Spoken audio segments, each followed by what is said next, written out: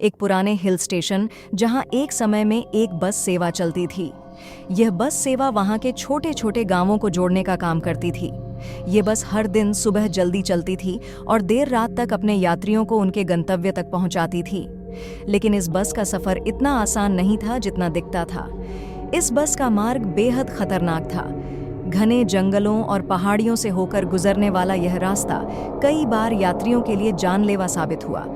लोग कहते थे कि इस रास्ते में कई आत्माएं भटकती हैं, जो इस बस के यात्रियों को अपनी ओर खींचने की कोशिश करती हैं।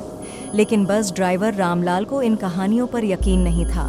वो बस अपने काम में मशगूल रहता था और हर दिन यात्रियों को सुरक्षित उनके गंतव्य तक पहुंचाने की कोशिश करता था। एक दिन की बात है, जब रामलाल अपनी बस में यात्रियों को लेकर जा रहा था। उस दिन मौसम भी कुछ अजीब था। आसमान में घने बादल छाए हुए थे और ठंडी हवाएं चल रही थीं। जैसे जैसे बस आगे बढ़ती गई, मौसम और भी खराब होता गया। अचानक बस के आगे एक औरत खड़ी दिखाई दी, जिसने सफेद साड़ी पहन रखी थी।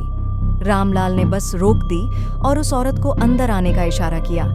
वह औरत बस में चढ़ गई और सबसे पीछे की सीट पर जाकर बैठ गई। रामलाल ने बस चलाना शुरू किया, लेकिन उसकी नज़र बार बार पीछे वाली सीट पर जा रही थी। उस औरत का चेहरा कुछ अजीब सा था, जैसे उसने कई दिनों से सोया न हो। रामलाल ने उसे कुछ देर नज़रअंदाज किया, लेकिन फिर उसे लगा कि कुछ तो गड़बड़ है।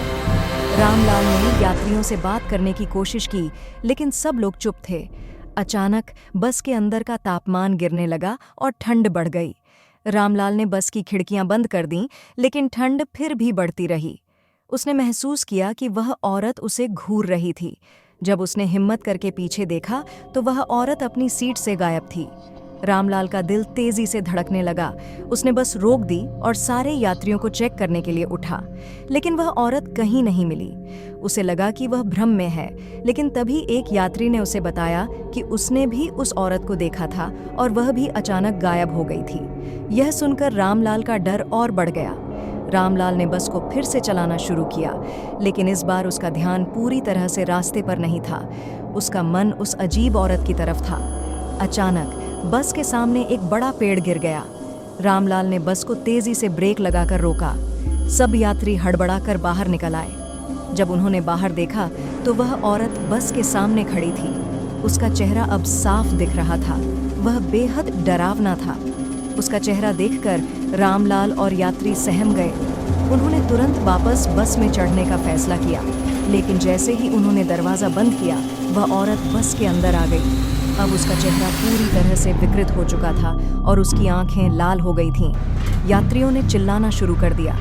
रामलाल ने हिम्मत जुटाकर उस औरत से बात करने की कोशिश की।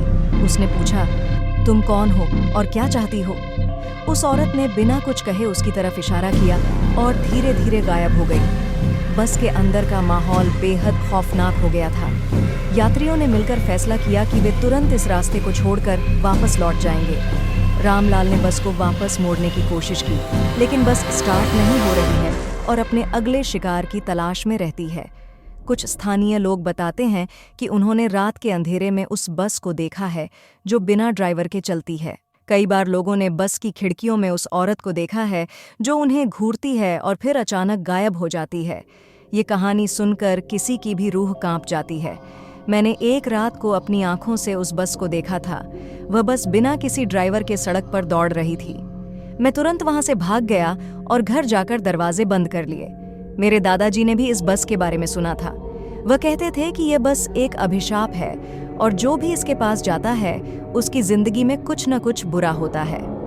दोस्तों, ये थी उस भूतिया बस की कहानी, जिसने कई लोगों की जिंदगी बदल दी।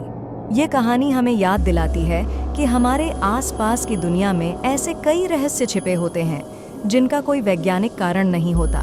हमें इन कहानियों को सुनकर सतर्क रहना चाहिए और कभी-कभी हमारी समझ के परे की चीज़ों को भी मानना चाहिए। तो दोस्तों, कैसी लगी आपको हमारी आज की कहानी? क्या आप भी कभी किसी ऐसी भूतिया घटना का सामना कर चुके हैं? अगर हाँ, तो हमें कमेंट में ज़रूर बताएं। अगर आपको हमारी कहानी पसंद आई हो तो हमारे चैनल को सब्सक्राइब करें, वीडियो को लाइक करें और अपने दोस्तों के साथ शेयर करें। हम जल्द ही एक और डरावनी और रहस्यमयी कहानी के साथ आपके सामने फिर हाजिर होंगे। तब तक के लिए ध्यान रखें और सुरक्षित रहें। धन्यवाद।